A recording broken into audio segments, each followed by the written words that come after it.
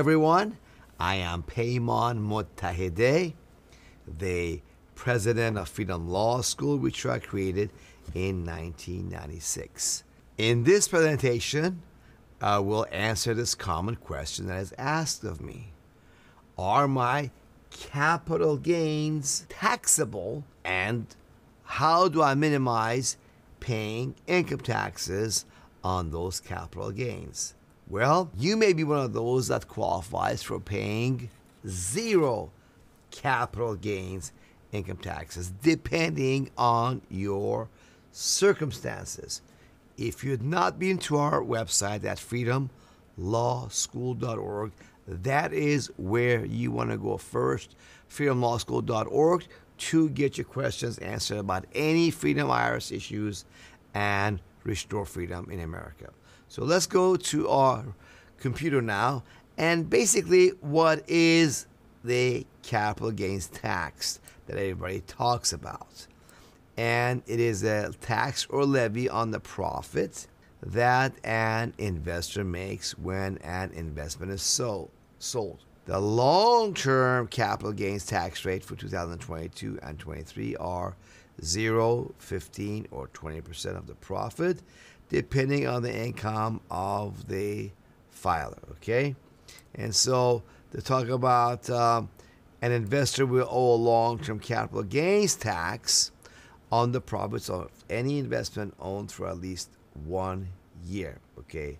Okay, and if the investor owns the investment for 1 year or less, short-term capital rates applies, and short-term rate is determined by taxpayers' ordinary income bracket. Okay, well, that's pretty standard, folks. Everybody knows that. What I'm about to show you is what you didn't see, the rest of the exciting story.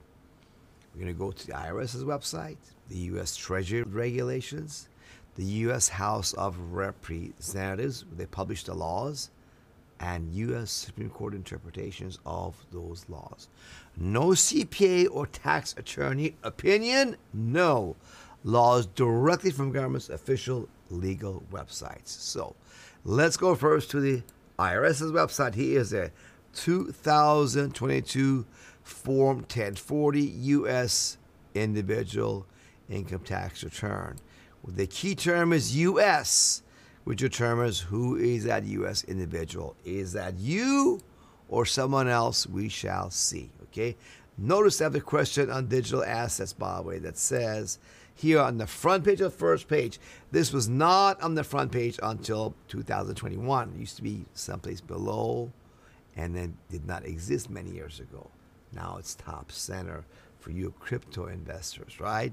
They want to know at any time during 2022, did you A, receive as a reward, award, or payment for property or services, or B, sell, exchange, gift, or otherwise dispose of a digital asset or financial interest in a digital asset? And they want you to answer that question either yes or no. You see, but you got to tell the truth. But if you tell the truth, you just put yourself on the list of those Irish down the road can easily say, audit him, audit her. Yes, just like gun registration lists are for what purpose? So that one day they can take your gun away.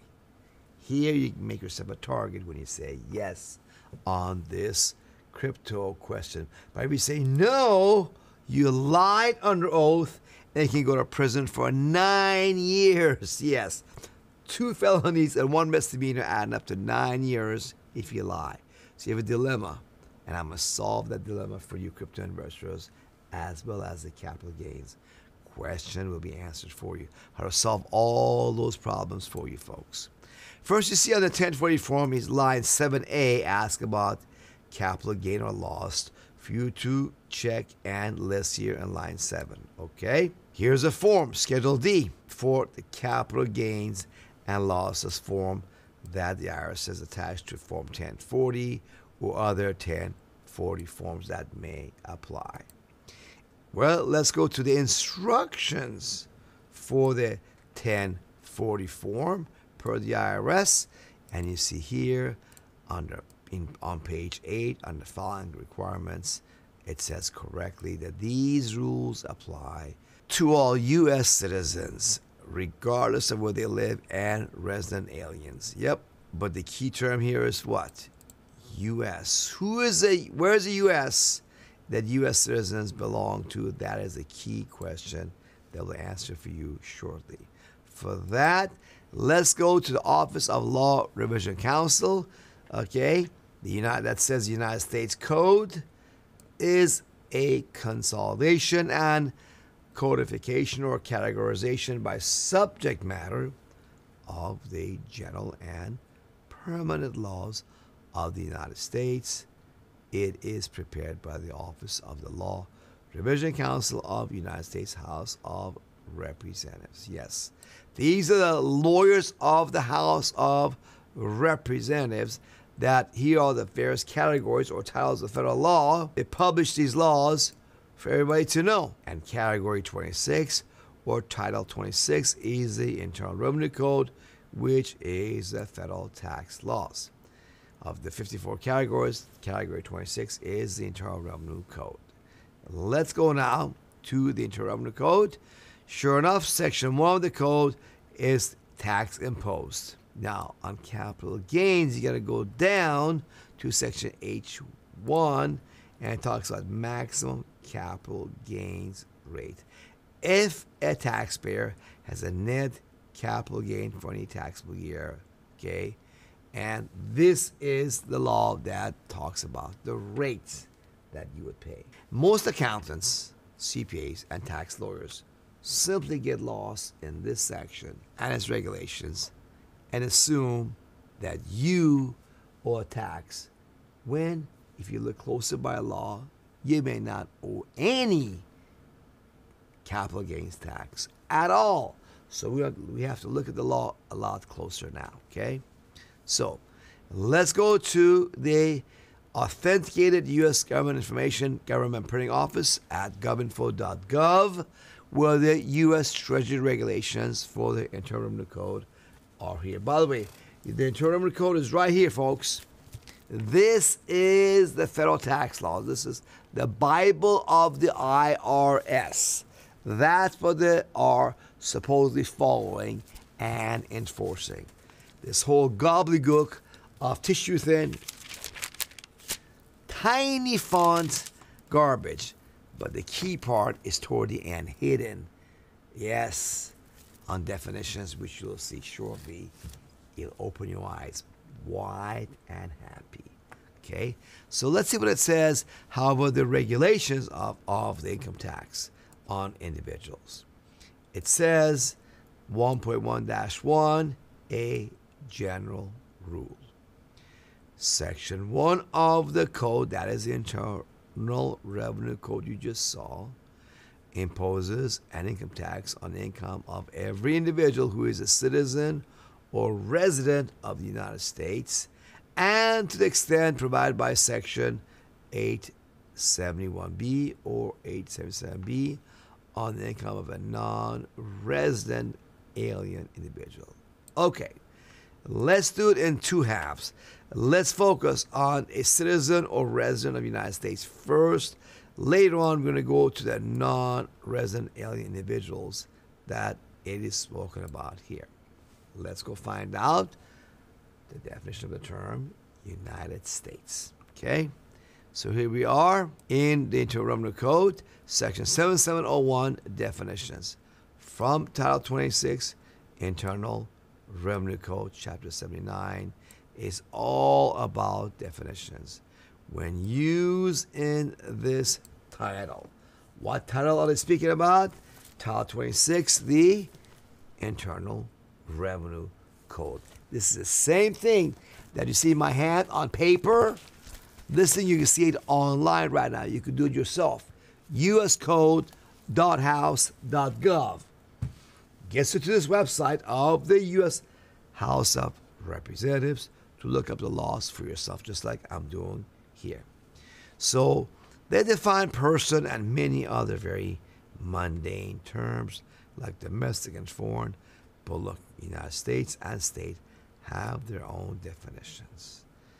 the term United States when used in a geographical sense, and that's what you need to know. What land area it covers.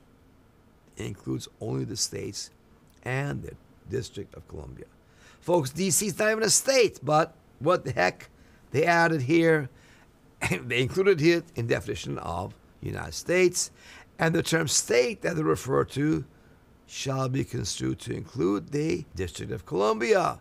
Again, D.C. is not a state, but hey, Congress chooses to define state as only the District of Columbia, where such construction or understanding or interpretation is necessary to properly carry out the provisions of this title of Title 26, the federal tax laws. So here, folks, when you have United States equals states and D.C. and state equals D.C., what does United States include? It includes D.C. plus D.C. If you have 2 D.C.s or 1,000 D.C.s, what does it add up to? Same thing, the District of Columbia. Do you see Florida in there? Do you see California in there? Do you see any of the 50 states listed in there individually or combined? I don't either. It's simply not there. Now, I know many of you think, well, Peymon, it's obvious. It's clearly implied. We all know United States means the 50 states. Wrong, according to U.S. Supreme Court, right? Let's go. First, let me show you, folks. America is 50 states. There are 50 countries, folks.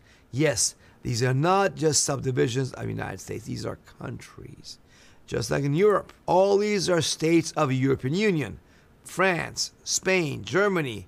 England is not part of the European Union. Neither is Norway. Neither is Russia. But these countries are part of the European Union, and so is America. It has all these states in the Union. So each state is a country, and Washington, D.C. is a 51st country. So the definitions are key. So let's see what the U.S. Supreme Court at supremecourt.gov tells us about these definitions. In this case of Stenberg versus Carhart in year 2000, here is what the court in relevant language says.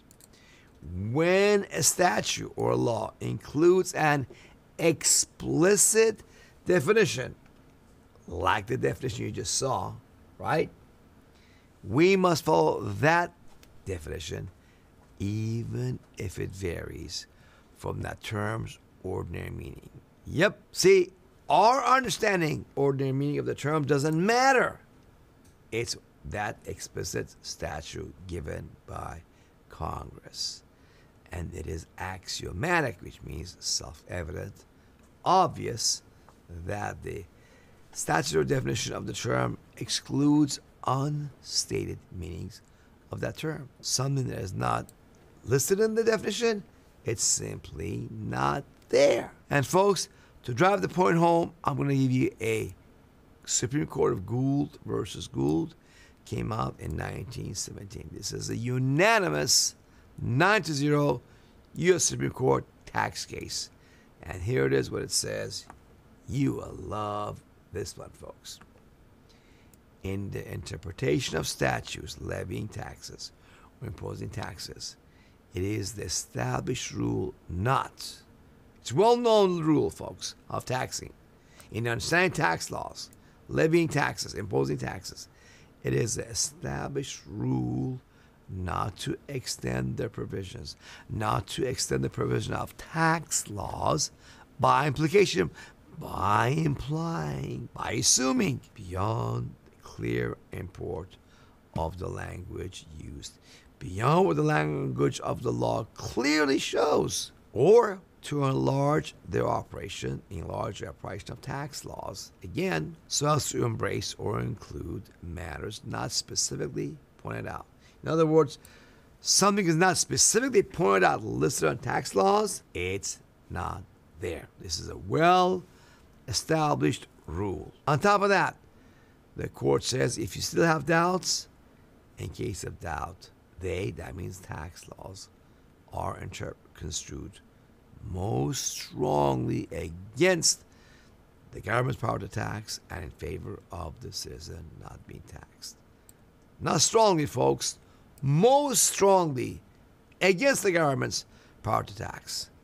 So, folks, the 50 states are simply not there. You cannot assume they are there. Here we go in the definition of the term United States. United States and state only mean the District of Columbia.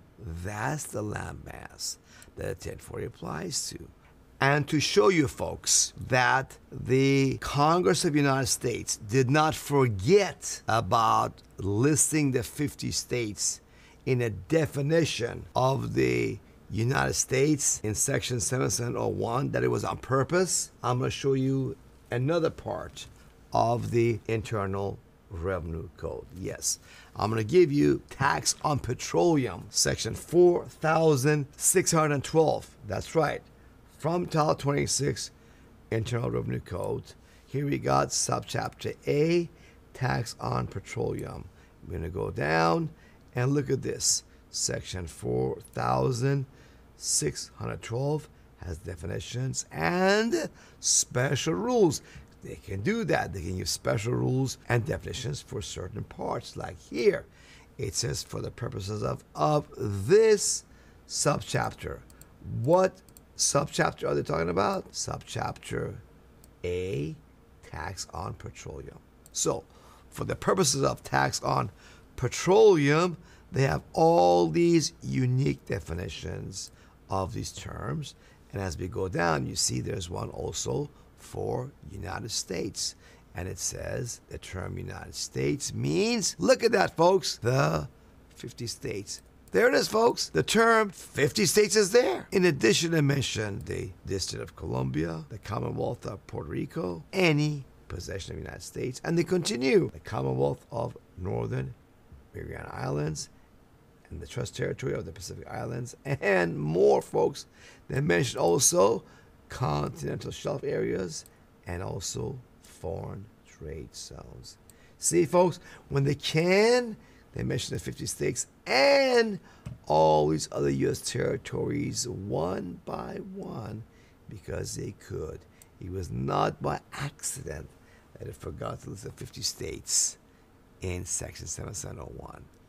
United States, for tax purposes, means only the District of Columbia, unless, like you see here, in certain chapter or subchapter or parts, they have their own unique definitions like they have for oil.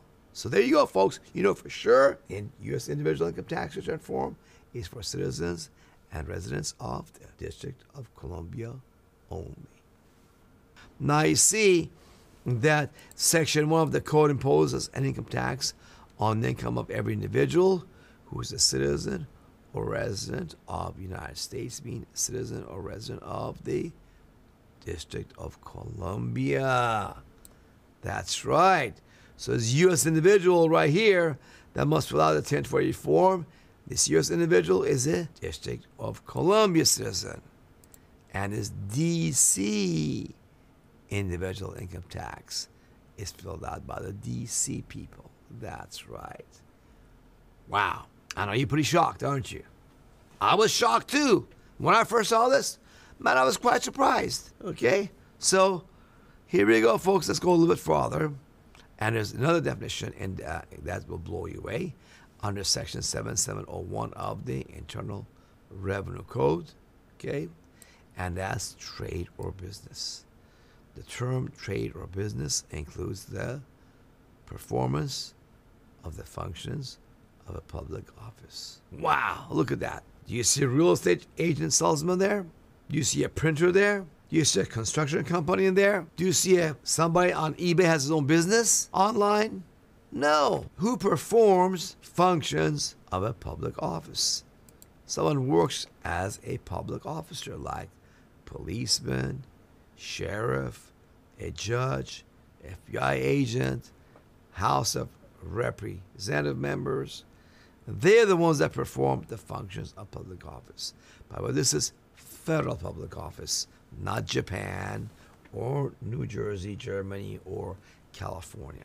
So with that in mind, let's go now to a definition of resident alien, part 7701, section.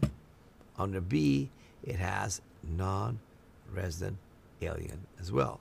Folks, this is going to be an important thing in just a minute. Hang in there. You'll see why non-resident alien is a very important definition to understand. Okay? Now, here it is, folks. An individual is a non-resident alien if such individual is neither a citizen of the United States, meaning a citizen of the District of Columbia, nor a resident of the District of Columbia. Yep, tells you within the meaning of subparagraph A above, folks. Yes. So a non-resident alien could be anybody who is not from United States. The United States is D.C. Could be someone from Japan, Germany, Russia, or California, or Florida, or Texas. None of those people are from the District of Columbia. Anywhere on Earth except the D.C., including the 50 states, are not in any way from D.C. They're all non-resident aliens for tax purposes. So let's go now, and you see that there's 871 that we read earlier, tax on non-resident alien individuals. Yep.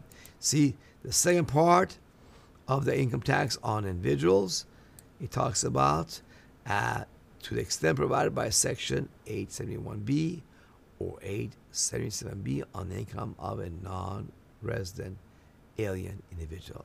We're not talking about these sections, okay? Let's go now to section 871, okay? A, income not collected with United States business rate 30 tax. But let's go down, folks, a little bit down further to B1. Income connected with the United States business graduate rate of tax. See, now, whenever we see the word United States, we know for the purpose of this title, United States means the District of Columbia, not the 50 states that they deceived us into believing that it means. Okay? So check out the language, okay? Imposition of tax. A non-resident alien individual, someone not from D.C., engage in a trade or business, engage in performance of function of public office within District of Columbia during a taxable year shall be taxable as provided in Section 1 or 55 on his taxable income, which is effectively connected with the conduct of performance of function of public office within the District of Columbia. That's what this says, folks, if you understand their definitions. Folks, definitions are key. I certainly believe in life-saving, gender-affirming care in the original definition, not the corrupted definition they come up with. What I believe in is affirming that you're a man or woman, I'm a man, okay, my wife is a woman, okay, and that's care, taking care of everybody. What they're calling is chemical and physical mutilation and castration of a person. They label that as gender-affirming care, which, as you know, it is not. See, deception by definition. They get power over you by deceiving you to misunderstand their words. And you think, isn't it wonderful to affirm someone's gender, to care for them? Of course. But that's not what they mean. They define it as castration, mutilation. Same thing goes on here when it comes to taxes, okay? So that's why you don't owe that capital tax rate on the 1040 U.S. and individual income tax return at all. You owe zero capital rate tax, capital gains tax, unless you're a citizen or resident of D.C. Yep. If you're not from D.C., you don't owe any of that. You've been lied to, folks. Congratulations. You finally discovered the truth. So for answers and solutions, how you pay zero income tax correctly, legally, safely, with peace of mind, do it like me, who for over 30 years have openly not paid even $1 of income tax, not filed even one tax return. IRS knows about me. I've been under investigation by the IRS since 1994. And they've never even tried to indict me. They indicted Donald Trump 4 times, but me, 0. And I've sued them in their own courts, federal court, district court, and tax court, and I've beaten the IRS. Yep. And our students, folks, who've been with Freedom Law School, who with us have stopped filing and paying income taxes and stayed with Freedom Law School, not one of them has gone to prison, or not one of them has lost even $1 to IRS levying their bank account, paycheck, or any of their property. You want to be like that? It's available for free for you on our website at freedomlawschool.org. You see 7 steps, and 7 steps. The first one is right here. That shows based on the official legal websites of U.S. governments. No law requires 99% of Americans to file and pay income taxes. And I just showed that to you folks. Yep. And these 7 steps, folks, step 2 is stop filing income tax forms because you put the rope around your neck when you file a 10 for income tax confession trap form. Okay? Then you go down to step 3. You must realize that the IRS is mostly bluff. Major media is a Wizard of Oz that makes you afraid of the IRS with deception and propaganda. And here's the reason why most people pay income tax, because they've been brainwashed to do so. So you gotta get that on your belt, step 3. Then you see step 4, take courage from our victories. Yep, folks, because then you see IRS as a myth. The reality of the IRS is much different than the myth. And folks, you see, as I said, none of our students have ever gone to jail or lost any money to the IRS by levy as long as they came with us and started with us clean. And step 5, folks, questioning authority is very critical because you don't have to pay tribute to the beast and worship the beast, obviously Satan, and be afraid of him, folks. You don't. I'm not afraid of him. Why should you, folks? I'm from Iran. We had no freedoms there. Here you do. You have right to free speech, right to due process of law, right to trial. So much more. You have to exercise those rights if you want to be able to live free. So in America, folks, we're supposed to have no taxation without representation. Remember? Well then, what you want to do is write to your Congress members. File and pay income tax only if your congressman can show you the law that requires you to file and pay income taxes. Yep, this way, folks, when they do not refute you, you can safely free yourself from our deception, robbery, and slavery. And folks, all that I'm showing here is available for free. IRS is leaving people who do not file income taxes alone. Yes. They're leaving over 99% of people who don't file 10 for income tax confession forms alone. Capital gains, business owners, wage earners, commission people, any kind of investment or money, as long as it is not from DC, you're free. So you can follow these steps and be free of all your capital gains, crypto gains, and any other income that you have that's not from Washington, D.C. So do this, folks, these steps. And then, folks, steps 6 and 7 are optional. Step 6, if you want to join the Restore Freedom Plan, it's available only for those of you who want to have the privilege of being one of America's modern-day founding fathers. That's available to you if you choose that option. And for those modern-day founding fathers of America, you have the privileges of lifetime guarantee is available to you. And you can enjoy your lifetime guarantee when you legally stop filing and paying income taxes with Freedom Law School. And as long as you are a member of our Restore Freedom Plan, Freedom Law School will prevent the IRS from collecting your money, or Freedom Law School will reimburse you. Yes, we rely on the law and legal procedures all the way to fight to beat them. But even if, for whatever reason, we don't win, in case they come after you, which they usually don't anyways, they leave non-filers alone, we will reimburse you. You have no risk of being involved to restore freedom in America. That's generally 30% of what you would have paid the IRS, the system. The corrupt deep state, you get to keep 70%, okay, and only 30% of that into the Restore Freedom Plan, so you come out ahead with a complete risk-free guarantee. Yes. Now, and I invite you folks to tell others about Freedom Law School and spread the word, folks. Yes. I invite you all to be a modern-day Paul Revere. Get on the horse of Freedom Law School and tell others the truth about Restore Freedom Plan and arm Americans with the law.